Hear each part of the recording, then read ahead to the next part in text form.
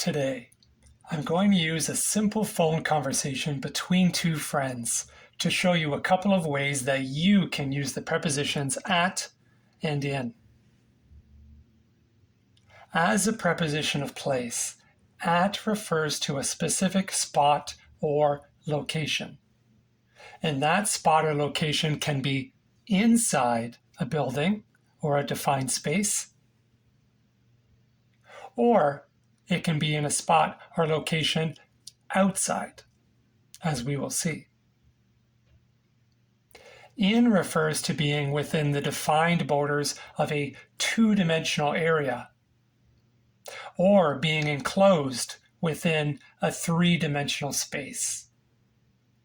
The borders of the space can be visible. For this, think of the walls in a room, or being surrounded by trees in a forest. Or they can simply be implied and not visible, such as when we're referring to a membership in a group like in the chess club, or to a large geographical area such as in Canada. Now let's listen to this conversation as one friend tries to find the location of the other and see how at and in are being used. We'll listen to the whole conversation first, and then we'll go back and look at it again part by part.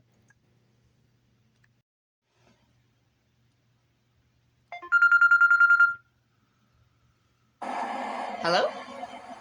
Hey, it's me. Are you busy? I'm in the city, and I was wondering if you'd like to meet up. Hey, that sounds great. Where are you? I'm at the university right now. Okay, great. I'm not far away. I'll be there soon. Hello? Hey, I'm here, but whereabouts are you? I'm waiting for you in the university library. Okay, I'll be right there. See you soon.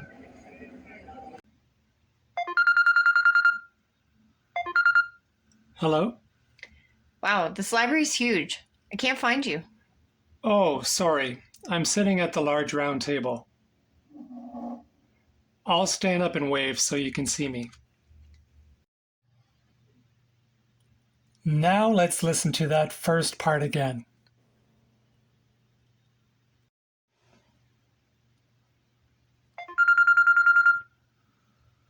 Hello?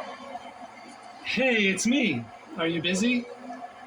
I'm in the city, and I was wondering if you'd like to meet up. Hey, that sounds great. Where are you? I'm at the university right now. Okay, great. I'm not far away. I'll be there soon. In this first part, I've used both in and at to tell my friend where I am. Now let's look at the difference.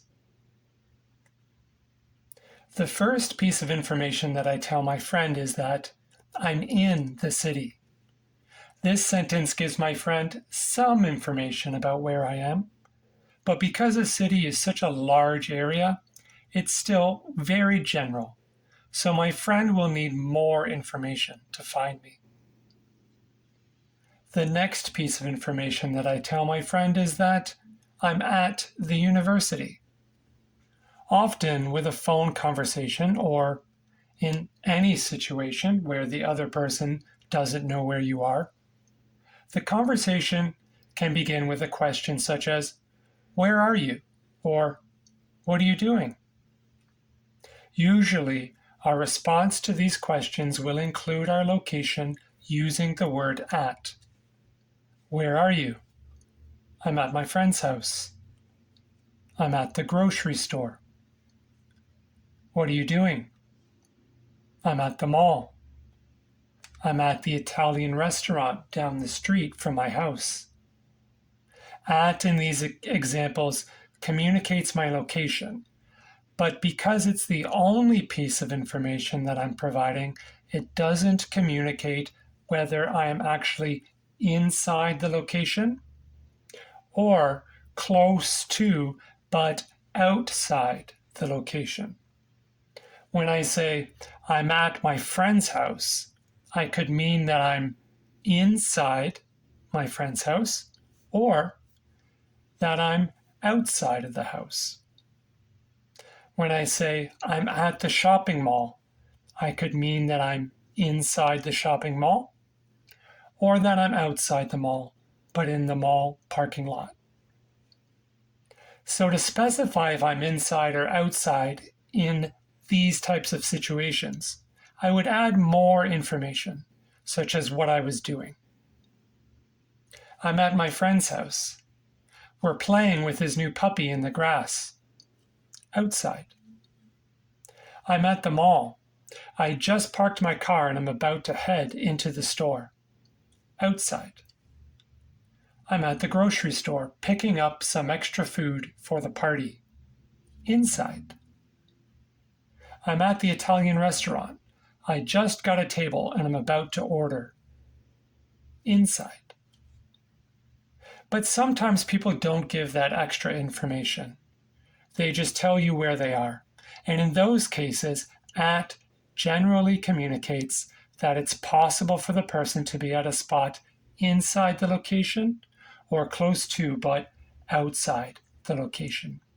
So in this sense, it's possible to use at in a very general way that doesn't communicate whether you are inside or outside the location specified. And the icon for that would look something like what you see at the bottom of the screen here.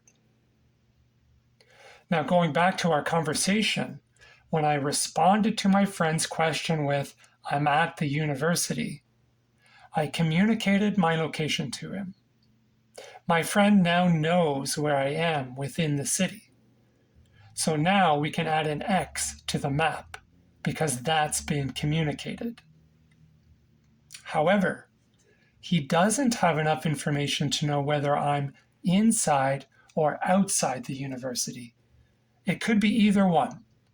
At this point in the conversation, I've just given him my general location. Now let's continue the conversation.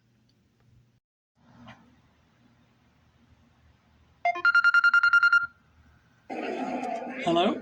Hey, I'm here, but whereabouts are you? I'm waiting for you in the university library. Okay, I'll be right there. See you soon. I've used in this case to communicate that I'm actually inside the library.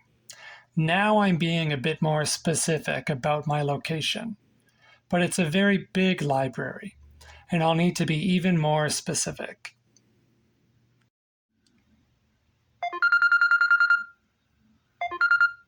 Hello? Wow, this library's huge. I can't find you. Oh, sorry. I'm sitting at the large round table. I'll stand up and wave so you can see me.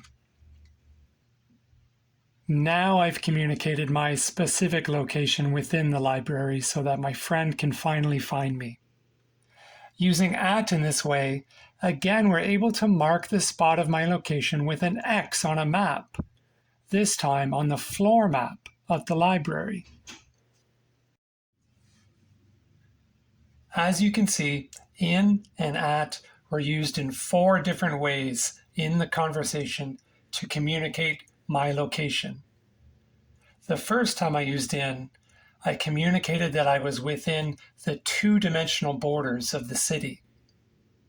Next, I used at to give my general location in the city without giving enough information to indicate if I was inside or outside that location. I then used in again in a different way this time to indicate that I was inside a 3-dimensional space, the library.